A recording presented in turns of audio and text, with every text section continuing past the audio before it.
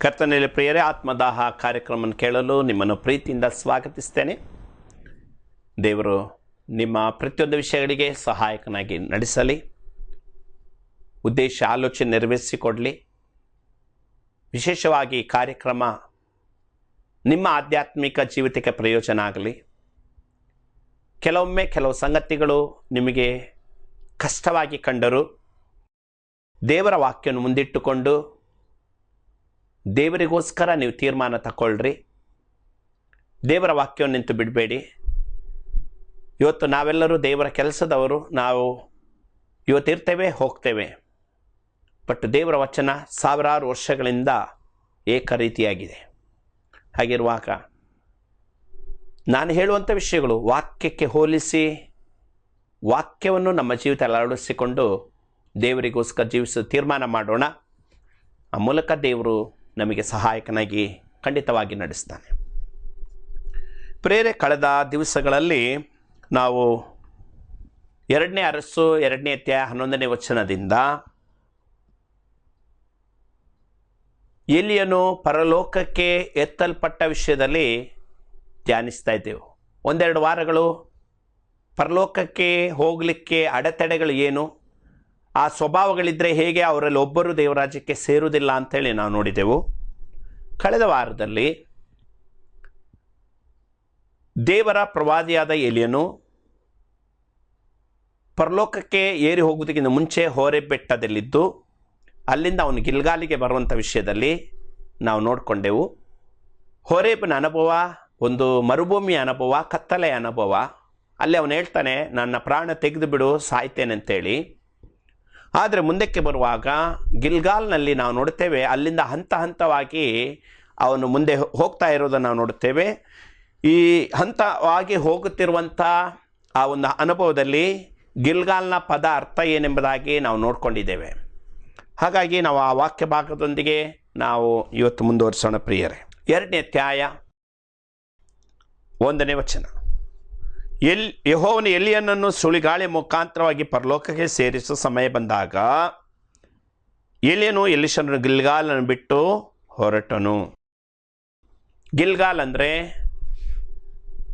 ನಾನು ಆಗಲೇ ಹೇಳಿದ್ದೇನೆ, rolling stone or wheel or circle, ಇದಕ್ಕೆ ಸಂಬಂಧಪಟ್ಟ ಅರ್ಥವನ್ನು ಸೂಚಿಸ್ತದೆ.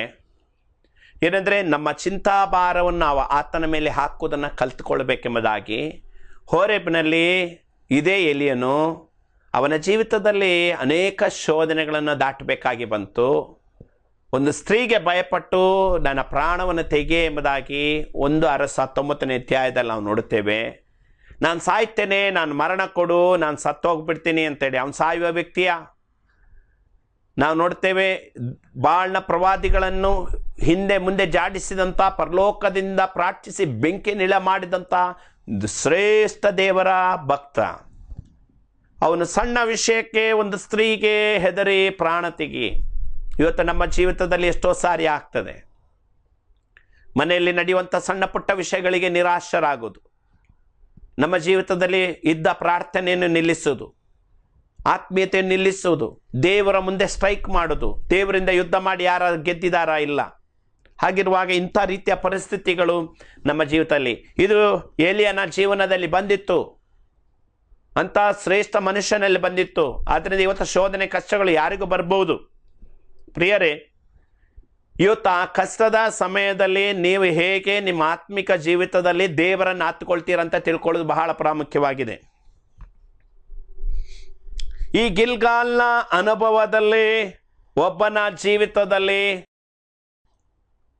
ಎಲ್ಲವನ್ನು ಕ್ರಿಸ್ತನ ಮೇಲೆ, ದೇವರ ಮೇಲೆ. ಇವತ್ತು ನನ್ನ ಜೀವಿತದಲ್ಲಿ ಸಂಜೆ ನನ್ನ ಜೀವಿತದಲ್ಲಿ ಕಷ್ಟ ಬಂದು ಇಳಿದ್ರು, ಕೀರ್ತನೆಗಾರನ ಹೇಳುವಂತೆ ಮುಂಜಾನೆ ಹರ್ಷೋದನಿ ಕೇಳುವುದು ಅನ್ನುವಂಥ ರೀತಿ ಇರಬೇಕು. ಇವತ್ತೆಷ್ಟೋ ಜನ ಸಣ್ಣ ಸಣ್ಣ ವಿಷಯಗಳ ಮನಸ್ಸಿನಲ್ಲಿಟ್ಟುಕೊಂಡು ಹಾಸಿಗೆ ಹಿಡಿದು ಮರಣದವರೆಗೂ ಅವರ ಜೀವಿತ ಮುಂದುವರಿದ ನಾವು ನೋಡ್ತೇವೆ. ಯಾವ ಮದ್ದು ನಾಟಲ್ಲ, ಔಷಧಿ ನಾಟಲ್ಲ, ಕೊನೆಗೆ ಕಾಯಿಲೆನೂ ಇಲ್ಲ. ಮಾನಸಿಕ ಒತ್ತಡಗಳು ವೆರಿ ವೆರಿ ಡೇಂಜರ್. ಹಾಗಾಗಿ ನೀವು ದೇವರ ಭಕ್ತರಾಗಿದ್ದರೆ, ದೇವರ ಮಕ್ಕಳಾಗಿದ್ದರೆ, ಯಾವ ಚಿಂತಾ ಭಾರ ಏನಿರಲಿ, ಯೇಸು ಹೇಳಿದರೆ ಎಲ್ಲ ಚಿಂತೆ ನನ್ನ ಮೇಲೆ ಹಾಕಿರಿ, ನಾನು ನಿಮಗೋಸ್ಕರ ಚಿಂತಿಸ್ತೇನೆ ಎಂಬುದಾಗಿ ಹೇಳಿದ ಮೇಲೆ ಯಾಕೆ ಚಿಂತೆ? ಎಲ್ಲಿ ಕಷ್ಟಪಡುವವರ ಹೊರೆತವ್ರು ನೀವೆಲ್ಲರೂ ನನ್ನ ಬಳಿಗೆ ಬನ್ನಿರಿ ಎಂಬುದಾಗಿ ಕರ್ತನು ಹೇಳ್ತಾ ಇದ್ದಾನೆ. ನಾವು ಆತನನ್ನು ಹಿಂಬಾಲಿಸಿ ಆತನ ಮಾರ್ಗದಲ್ಲಿ ನಡೆಯೋಣ. ಹಾಗಾಗಿ ಹೋರೇಬನ ಅನುಭವದಲ್ಲಿ, ಕತ್ತಲೆಯ ಅನುಭವದಲ್ಲಿ, ಆತ್ಮಿಕವಾಗಿ ತಣ್ಣಗಾದ ಅನುಭವದಲ್ಲಿ, ಆತ್ಮಿಕವಾಗಿ ಬಳಲಿ ಹೋದಂಥ ಅನುಭವದಿಂದ ದೇವರು ನಿನ್ನನ್ನು ಎಚ್ಚರಿಸಿ ಗಿಲ್ಗಾಲ್ ಅನುಭವಕ್ಕೆ ತರಬೇಕು. Where you are going to put your weight upon Jesus. ನಿನ್ನ ಭಾರವನ್ನೆಲ್ಲ ಯೇಸುವಿನ ಮೇಲೆ ಹಾಕುವುದಕ್ಕೆ ಕರ್ತನು ನಿನ್ನನ್ನು ಕರೀತಾ ಇದ್ದಾನೆ, ನಿನ್ನನ್ನು ಆರಿಸಿಕೊಳ್ತಾ ಇದ್ದಾನೆ. ನಿನ್ನ ದೇವರಿಗೆ ನಿನ್ನ ಜೀವಿತವನ್ನು ಸಮರ್ಪಿಸಿಕೊಳ್ಬೇಕು, ದೇವರ ಕರಗಳಲ್ಲಿ ನಿನ್ನನ್ನು ಒಪ್ಪಿಸಿಕೊಡಬೇಕು. ಅವಾಗ ದೇವರು ನಿನಗೆ ಸಹಾಯಕನಾಗಿ ನಡೆಸ್ತಾನೆ. ದೇವರ ಕರುಣೆ ನಿನ್ನ ಜೀವಿತವನ್ನು ಆವರಿಸಿಕೊಳ್ತದೆ, ದೇವರ ಆಶೀರ್ವಾದ ನಿಮ್ಮನ್ನು ಆವರಿಸಿಕೊಳ್ತದೆ. ದೇವರು ತನ್ನ ಕೃಪಾಹಸ್ತದಲ್ಲಿ ನಡೆಸುವುದಕ್ಕೆ ಆತನು ಶಕ್ತನಾಗಿದ್ದಾನೆ. ಹೌದು, ರೋಲಿಂಗ್ ಸ್ಟೋನ್. ನಿನ್ನ ಜೀವಿತದಲ್ಲಿ ಗಿಲ್ಗಾಲ್ನ ಅನುಭವ. ನನಗೆ ಚಿಂತೆ ಬಂದಿತ್ತು, ದುಃಖ ಬಂದಿತ್ತು, ನಷ್ಟ ಕಷ್ಟ ಸಾಲ ಸಂಕಟಗಳು ಬಂದಿತ್ತು. ನಾನು ಯೇಸುವಿನ ಮೇಲೆ ಭಾರ ಹಾಕಿದೆ. ಇವತ್ತು ನನ್ನನ್ನು, ನನ್ನ ಮನೆಯನ್ನು, ಕುಟುಂಬವನ್ನು ದೇವರು ಸಂತೋಷವಾಗಿ ಇಟ್ಟಿದ್ದಾನೆ ಅನ್ನುವಂಥ ಅನುಭವ ನಾವು ದೇವರ ಮುಂದೆ ಯಾವತ್ತು ಹೇಳುವುದನ್ನು ಮರೆಯಬಾರದು. ಕೊನೆಗೆ ಅಲ್ಲಿಂದ ದೇವರು ಅವನಿಗೆ ಅಪ್ಪಣೆ ಕೊಟ್ಟು ಹೇಳ್ತಾ ಇದ್ದಾನೆ. ಏನಂತ ಹೇಳಿದರೆ, ಅಲ್ಲಿ ನಾವು ನೋಡ್ತೇವೆ, ನನ್ನನ್ನು ದೇವರು ಬೇತೇಲಿಗೆ ಕರೀತಾ ಇದ್ದಾನೆ. ಬೇತೇಲ್ ಅಂದರೆ ಹೌಸ್ ಆಫ್ ಗಾಡ್, ದೇವರ ಮನೆ. ಇವತ್ತೊಬ್ಬ ವಿಶ್ವಾಸಿಯ ಜೀವಿತದಲ್ಲಿ ಎಲ್ಲ ಚಿಂತೆ ಭಾರವನ್ನು ದೇವರ ಮೇಲೆ ಹಾಕಿದ ಮೇಲೆ ಅವನೇನು ಮಾಡಬೇಕಂದ್ರೆ ದೇವರ ಮನೆಗೆ ಬರುವುದು ಬಹಳ ಅಗತ್ಯ. ದೇವರ ಮನೆಗೆ ಬರುವುದು ಬಹಳ ಅಗತ್ಯ. ಇವತ್ತು ದೇವರ ಮೇಲೆ ಚಿಂತೆ ಭಾರ ಹಾಕದೆ ಇರುವವರು, 3ನೇ ವಚನದಲ್ಲಿ ನಾವು ನೋಡ್ತೇವೆ, ಅವರಿಬ್ಬರು ಬೇತೇಲಿಗೆ ಹೋದರು. ಬೇತೇಲ್ನ ಅನುಭವ ಏನಂದರೆ ದೇವರ ಮನೆಯಲ್ಲಿ ವಾಸ ಮಾಡುವ ಅನುಭವ.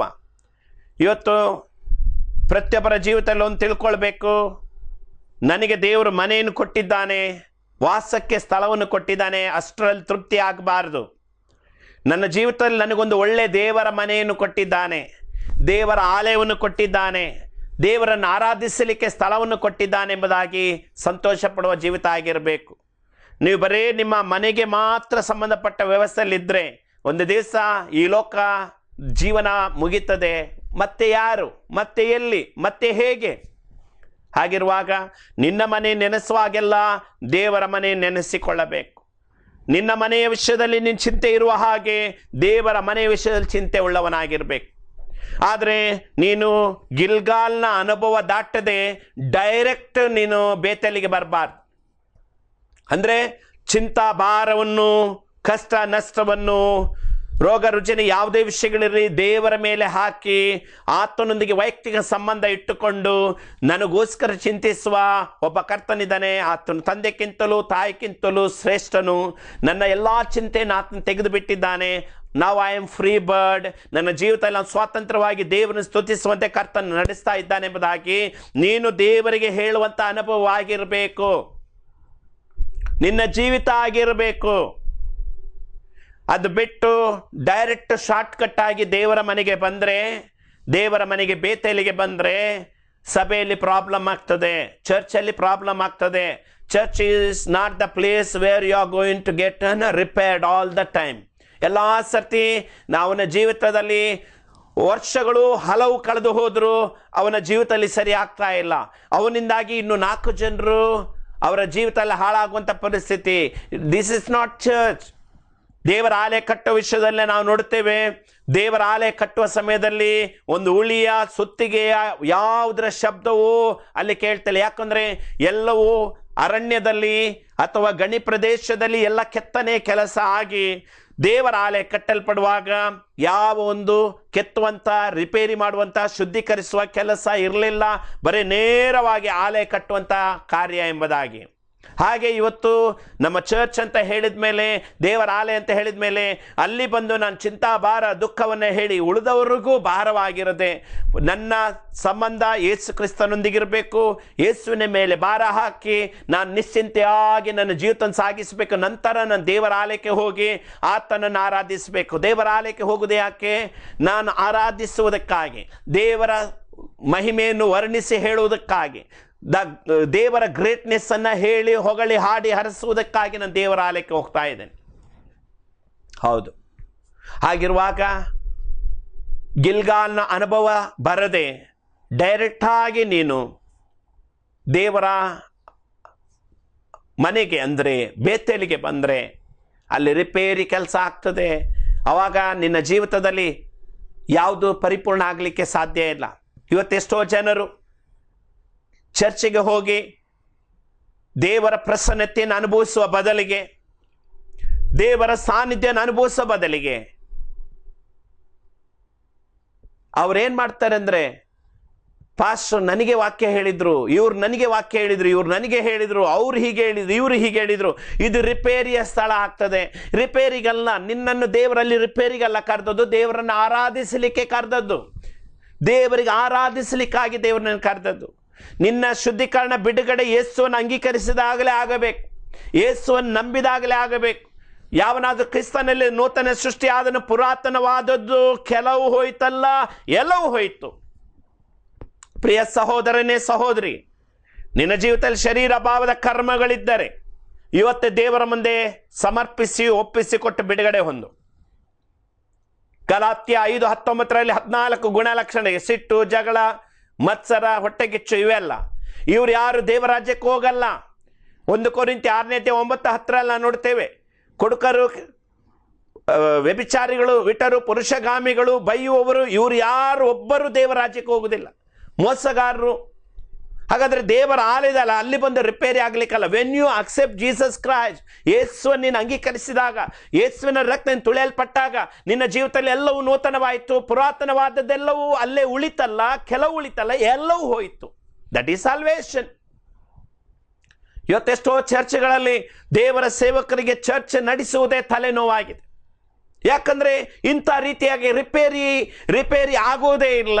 ಜೀವನದಲ್ಲಿ ಸ್ವಭಾವ ಬದಲಾಯಿಸಲ್ಲ, ಸಿಟ್ಟು ಬಿಟ್ಟು ಕೊಡೋದಿಲ್ಲ, ದ್ವೇಷ ಬಿಟ್ಟು ಕೊಡೋದಿಲ್ಲ, ಜಗಳ ಬಿಟ್ಟು ಕೊಡೋದಿಲ್ಲ.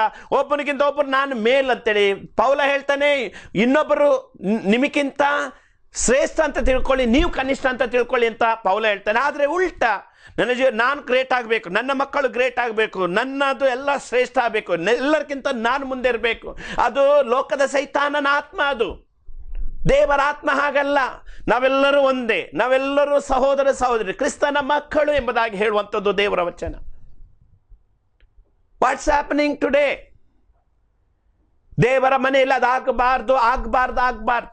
ದೇವರ ಮನೆ ಅಂದರೆ ನೀನು ದೇವರ ಆಲಯಕ್ಕೆ ಬರುವಾಗ ನಿನ್ನ ಮನೆಯಲ್ಲಿ ಪರಿಶುದ್ಧ ಮನಸ್ಸಿನಿಂದ ಹೊರಡಬೇಕು, ಪ್ರಾರ್ಥನೆ ಮಾಡಿ ಹೊರಡಬೇಕು, ದೇವರ ಮುಂದೆ ಸಮರ್ಪಿಸಿ ಹೊರಡಬೇಕು.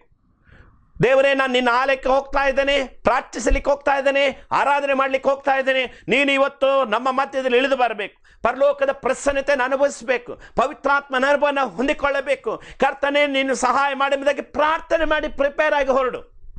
ಮಾರ್ಕೆಟಿಗೆ ಹೋಗುವ ಹಾಗೆ, ಯಾವುದೋ ಪಿಕ್ನಿಕ್ಕಿಗೆ ಹೋಗುವ ಹಾಗೆ ನಾವು ದೇವರ ಆಲಯಕ್ಕೆ ಹೋಗಬಾರ್ದು. Prepare yourself, pray, commit your life. ದೇವರ ಕರಗಳಲ್ಲಿ ನೀವು ಒಪ್ಪಿಸಿಕೊಡ್ರಿ. ಆವಾಗ ದೇವರ ಮನೆ ಏನಂತೇಳಿ ಗೊತ್ತಾಗ್ತದೆ.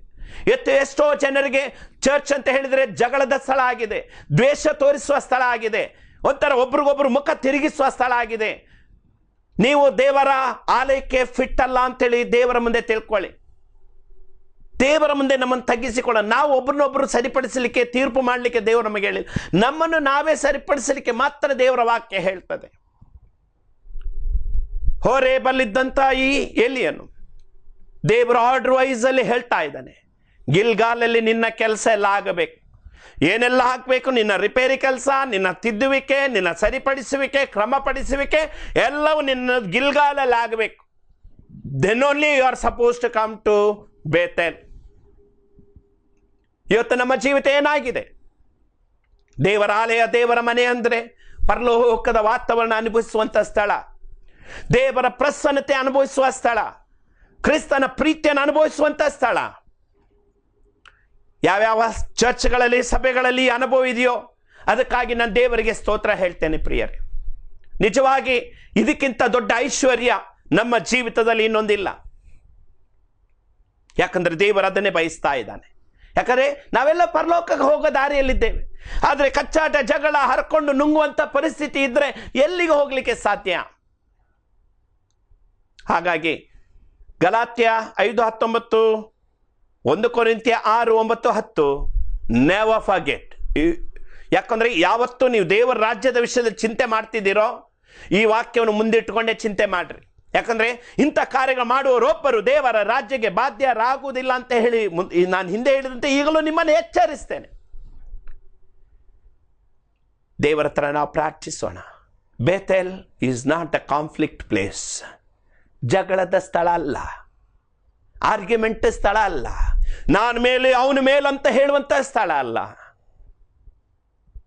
ನಮ್ಮ ಲೋಕದ ತಾಲಾಂತಗಳನ್ನು ಪ್ರದರ್ಶನ ಮಾಡುವಂತ ಸ್ಥಳನೂ ಅಲ್ಲ. ಲೋಕದ ವ್ಯವಸ್ಥೆಗಳನ್ನು ಮುಂದೆ ತಂದು ಕ್ರಿಸ್ತನನ್ನು ಬದಿಗೆ ಸರಿಸುವಂತ ಸ್ಥಳನೂ ಅಲ್ಲ. ಎಲ್ಲಿ ನೋಡಿದ್ರು ಯಾವ ವಿಧದಲ್ಲಿಯೂ the name of Jesus lifted high, ಯೇಸುವಿನ ಹೆಸರು ಉನ್ನತಕ್ಕೆ ಏರಿಸುವಂತ ಸ್ಥಳ. ನಾನಲ್ಲ ಸ್ವಾಮಿ, ನಾನಲ್ಲ, ನೀನು ನನ್ನ ಜೀವಿತದಲ್ಲಿ ಕಾರ್ಯ ಮಾಡ್ತಿದ್ದೆ ಎಂಬುದಾಗಿ ಹೇಳುವಂತ ಸ್ಥಳ. ದೇವರ ಮಹಿಮೆಯನ್ನು ಪ್ರಸನ್ನತೆಯನ್ನು ಕಾಣುವಂತ ಸ್ಥಳ. ಪ್ರಿಯ ಸಹೋದರನೇ, ನಿನ್ನ ಜೀವಿತದಲ್ಲಿ ಈ ರೀತಿಯಾದಂಥ ಅನುಭವ ಇಲ್ಲದೆ ನೀನು ದೇವರ ಆಲಯಕ್ಕೆ ಹೋಗ್ತಾ ಇದ್ರೆ ಇವತ್ತಿನಿಂದ ಆದ್ರೂ ದೇವರ ನಾಮದಲ್ಲಿ, ಕರ್ತನ ನಾಮದಲ್ಲಿ, ಯೇಸುವಿನ ನಾಮದಲ್ಲಿ ನಾನು ಕೇಳ್ಕೊಳ್ತೇನೆ, ಪ್ರಿಪೇರ್ ಯೋರ್ ಸೆಲ್ಫ್. ಎಲ್ಲಿಗೆ ಹೋಗ್ತಾ ಇದ್ದೇವೆ? ಜೀವ ಸ್ವರೂಪನಾದ ದೇವರನ್ನು ಆರಾಧಿಸಲಿಕ್ಕೆ ಹೋಗ್ತಾ ಇದ್ದೇವೆ. ಇವನ್ ನನ್ನ ಪಕ್ಕದಲ್ಲಿ ಯಾರಿದ್ದಾರೋ ಐ ಆಮ್ ನಾಟ್ ಬಾದರ್ಡ್, ನನಗೆ ಗೊತ್ತಿಲ್ಲ, ನನಗೆ ಬೇಕಾಗಿಲ್ಲ. I want to see Jesus. ಇವತ್ತು ಎಷ್ಟೋ ಸರ್ತಿ ಚರ್ಚಿಗೆ ಹೋದಾಗ ನಾನು ಅವ್ರು ಸಿಕ್ಕಿದ್ರ, ಇವ್ರು ಸಿಕ್ಕಿದ್ರ, ಅವ್ರು ಸಿಕ್ಕಿದ್ರ, ಇವ್ರು ಸಿಕ್ಕಿದ್ರ, ಅವ್ರು ಸಿಗ್ಲಿಲ್ವಾ, ಇವ್ರು ಸಿಗ್ಲಿಲ್ಲ, ಅಯ್ಯೋ ಛೇ ನಂಗೆ ಸಿಗಕ್ಕೆ ಆಗಲಿಲ್ಲ ಅಂತ ಹೇಳ್ತೇವೆ. But what about Jesus? ಯೇಸುವನ್ನು ಕೇಳದಿದ್ರೆ, ನೋಡದಿದ್ರೆ, ಆತ್ಮಿಕ ಅನುಭವಿಸದಿದ್ರೇನು ನನಗೆ ಏನೂ ಇಲ್ಲ, ನನ್ನ ಚರ್ಮ ಗಟ್ಟಿಯಾಗಿದೆ, ನನಗೆ ಅದರ ವಿಷಯ ಸ್ಪರ್ಶನೇ ಇಲ್ಲ. ಮಾನುಷಿಕ ವ್ಯವಸ್ಥೆಗೆ ಏನಾಗಿದ್ದೇವೆ? ಬಹಳ ಕೇರ್ಫುಲ್ ಆಗಿದ್ದೇವೆ. Let us prepare our self. ಗಿಲ್ಗಾಲನ್ನ ಬೇತೇಲಿಗೆ ತರಬಾರ್ದು. ಗಿಲ್ಗಾಲಲ್ಲೇ ಇರಲಿ, ಹೋರೇಬಲ್ಲೇ ಇರಲಿ, ಬೇತೇಲಲ್ಲೇ ಇರಲಿ. ಪ್ರಿಯರೇ, ಹೌದು ದೇವರೇ, ನನ್ನನ್ನು ಆ ಬೇತೇಲ್ ಅನುಭವದಲ್ಲಿ ನಡೆಸು ಎಂಬುದಾಗಿ ನೀವು ಹೇಳುವುದಾದರೆ ಖಂಡಿತ ದೇವರು ನಿಮಗೆ ಸಹಾಯಕನಾಗಿ ನಡೆಸ್ತಾನೆ. ಕೊನೆಗೆ ಬಹಳ ಇಂಟ್ರೆಸ್ಟಿಂಗ್ ಇದೆ. ಕೊನೆಗೆ ಅಲ್ಲಿ ಎಲಿಯನಿಗೆ ಎಲಿಷನಿಗೆ ಏನು ಮಾತುಕತೆ ಆಗ್ತಾ ಆ ವಿಷಯ ನಾನು ಈಗ ಟಚ್ ಮಾಡ್ತಾ ಇಲ್ಲ. ಜಸ್ಟ್ ಅವ್ರು ಹೋಗುವ ಸ್ಥಳಗಳ ವಿಷಯದಲ್ಲಿ ಮಾತ್ರ ಹೇಳ್ತಾ ಇದ್ದೇನೆ. 4ನೇ ವಚನದಲ್ಲಿ 3ನೇದಾಗಿ ಅವನು ಏನು ಹೇಳ್ತಾರೆ? 4ನೇ ಸ್ಥಳವಾಗಿ ಹೋರೇಬಿಂದ ಆದ ನಂತರ ಇಲ್ಲಿ ಗಿಲ್ಗಾಲ್ ಅದು ಬೇತೇಲ್ ಆದ್ಮೇಲೆ ನೆಕ್ಸ್ಟ್ ಎಲ್ಲಿಗೆ ಹೋಗ್ಲಿಕ್ಕೆ ಹೇಳ್ತಾ ಇದ್ದಾನೆ ಅಂದರೆ 4ನೇ ವಚನದ 2ನೇ ಭಾಗ ಏನು ಹೇಳ್ತಾರೆ? ಯೆಹೋವನು ನನಗೆ ಯೆರಿಕೋವಿಗೆ ಹೋಗಬೇಕೆಂದು ಹೇಳ್ತಾ ಇದ್ದಾನೆ, ಹೋಗಬೇಕೆಂದು ಆಜ್ಞಾಪಿಸಿದ್ದಾನೆ. ಇವತ್ತು ನಮ್ಮ ಜೀವಿತದಲ್ಲಿ ಇದೊಂದು ತಿಳ್ಕೊಳ್ಬೇಕು. ಯಾಕಂದ್ರೆ ಎಲಿಯನು ಹೇಳುವಾಗೆಲ್ಲ ದೇವರು ನನಗೆ ಆಜ್ಞಾಪಿಸಿದಾನೆ, ಕಮ್ಯಾಂಡೆಡ್. ಇವತ್ತು ಅನೇಕ ಆತ್ಮಿಕ ಸಂಗತಿಗಳಿದೆ. ದೀಕ್ಷಾಸ್ನಾನ ಕಮ್ಯಾಂಡ್ ಫ್ರಮ್ ಗಾಡ್. ಹಾಗಾಗಿ ಅದನ್ನು ನಾವು ಅನುಸರಿಸಲೇಬೇಕು. ನಮಗೆ ಬೇಕಾದಾಗೆ ಅಲ್ಲ, ಯೇಸು ಸ್ವಾಮಿ ಹೇಗೆ ಮಾಡಿದ ಹಾಗೆ. ಯೆರಿಕೋವಿಗೆ ಹೋಗಬೇಕೆಂಬುದಾಗಿ ದೇವರು ನನಗೆ ಆಜ್ಞಾಪಿಸಿದ್ದಾನೆ. ಯೆರಿಕೋ ಮೀನ್ಸ್ ಸ್ವೀಟ್ ಫ್ರಾಗ್ರೆನ್ಸ್. ಯೆರಿಕೋ ಮೀನ್ಸ್ ಸುಗಂಧ ಪರಿಮಳ ಬೀರುವ ಅನುಭವ, ಸುಗಂಧ ಪರಿಮಳ ಬೀರುವ ಸ್ಥಳ. ಪ್ರೇರೆ, ನೀವು ಮಧ್ಯ ಕೆಲವು ಗಮನ ಕೊಟ್ಟರೆ ಎಷ್ಟು ಅರ್ಥ ಆಗ್ತಾವ ಗೊತ್ತಿಲ್ಲ. ಬಟ್ ಇವತ್ತು ನಮ್ಮ ಜೀವಿತಕ್ಕೆ ಹೋಲಿಸಿ ನಾವು ತಿಳ್ಕೊಳ್ಳೋಣ. ಹೋರೇಬ್ನ ಅನುಭವದಲ್ಲಿ ಎಷ್ಟೋ ಜನ ಕ್ರೈಸ್ತ ವಿಶ್ವಾಸ ಜೀವಿತವನ್ನು ಸಾಗಿಸ್ತಾ ಇದ್ದಾರೆ. ನಾನು ಸಾಯ್ತೀನಿ. ಆದರೆ ಇನ್ನು ಕೆಲವರು ಏನೋ ಗಿಲ್ಗಾಲ್ನ ಅನುಭವಕ್ಕೆ ಬರ್ತಾರೆ. ಅಲ್ಲಿಂದ ದೇವರ ಮೇಲೆ ಭಾರ ಹಾಕಿ ನಮ್ಮ ರಕ್ಷಣೆ ಅನುಭವವನ್ನು ಹೊಂದಿಕೊಂಡು ಕರ್ತನಲ್ಲಿ ಇದ್ದುಕೊಂಡು ಬೇತೇಲಿಗೆ ಬರ್ತಾರೆ. ಬೇತೇಲಿಗೆ ಬಂದ ಕೂಡಲೇ ಹಾಲ್ಟ್ ಆಗೋರು ಇರ್ತಾರೆ. ಹೇಗೋ ನನಗೆ ಸಾಯುವಾಗ ಒಂದು ಸಮಾಧಿ ಬೇಕು, ಮದುವೆಗೆ ಒಂದು ಸಭೆ ಬೇಕು, ಅಥವಾ ಈ ರೀತಿ ನನ್ನ ಕಾರ್ಯಕ್ರಮಕ್ಕೊಂದು ಚರ್ಚ್ ಬೇಕು ಅನ್ನೋದಕ್ಕಾಗಿ ಇರುವಂಥ ಅನುಭವ ಅಲ್ಲ. ಅದನ್ನು ದಾಟಿ ನೀನು ಯೆರಿಕೋದ ಅನುಭವಕ್ಕೆ ಬರಬೇಕು.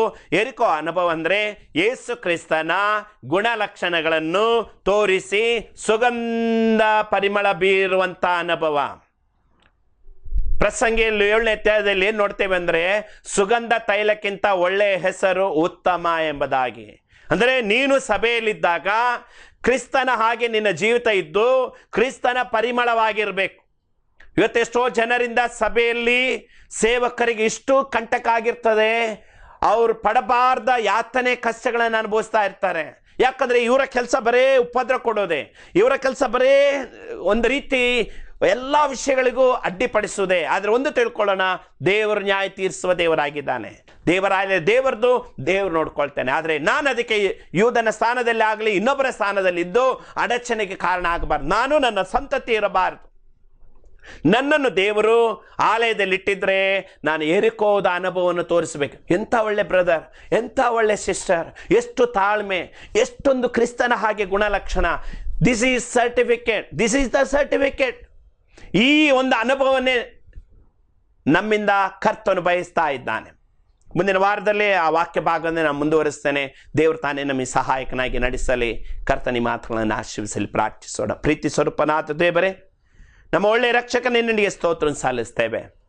ಎಲ್ಲೋ ಹೊರೆ ಬಲ್ಲಿದ್ದಂಥ ನಮ್ಮ ಜೀವಿತದಲ್ಲಿ ಸಾಯ್ತೇನೆ, ಬದುಕೋದಕ್ಕೆ ಸಾಧ್ಯ ಇಲ್ಲ ಅಂತ ನಮ್ಮನ್ನು ಕರ್ತನೆ ನಿನ್ನನ್ನು ಕಂಡುಕೊಂಡು ನಿನ್ನ ಮೇಲೆ ಚಿಂತೆ ಭಾರ ಕರ್ತನೆ ಹಾಕಿಕೊಳ್ಳುವಂಥ ಅನುಭವಕ್ಕೆ ನಮ್ಮನ್ನು ನಡೆಸಿ, ಗಿಲ್ಗಾಲ್ನ ಅನುಭವದಿಂದ ನಮ್ಮನ್ನು ಬೇತೇಲ ಅನುಭವಕ್ಕೂ ಅಲ್ಲಿಂದ ಎರಿಕೋದ ಅನುಭವಕ್ಕೂ ನಿನಗೆ ಒಂದು ಒಳ್ಳೆ ಹೆಸರನ್ನು, ನನ್ನ ಯೇಸುವಿನ ಮಕ್ಕಳು ಎಂಬುದಾಗಿ ಹೇಳುವಂಥ ಒಂದು ಸುಗಂಧ ಪರಿಮಳ ಬೀರುವಂಥ ನಿನ್ನ ಆಲಯದಲ್ಲಿ ಕಂಬಗಳ ಹಾಗೆ ನೀನು ಉಪಯೋಗಿಸುವಂಥ ಸ್ಥಾನಕ್ಕೆ ನೀನು ನಡೆಸುವ ದೇವರು ನೀನು ಹಾಕಿದ್ದಿ. ಆ ಅನುಭವದಲ್ಲಿ ಯಾರಿಲ್ಲವೋ ಆ ಅನುಭವಕ್ಕೆ ನೀನು ನಡೆಸಿ ಎಂಬುದಾಗಿ ಪ್ರಾರ್ಥಿಸ್ತೇವೆ. ನಿನ್ನ ಕೃಪೆ, ನಿನ್ನ ಸಹಾಯ ಕೊಡಿರಲಿ. ಪ್ರಾರ್ಥನೆ ಕೇಳಿದಕ್ಕಾಗಿ ಸ್ತೋತ್ರ ಯೇಸುವಿನ ನಾಮದಲ್ಲಿ.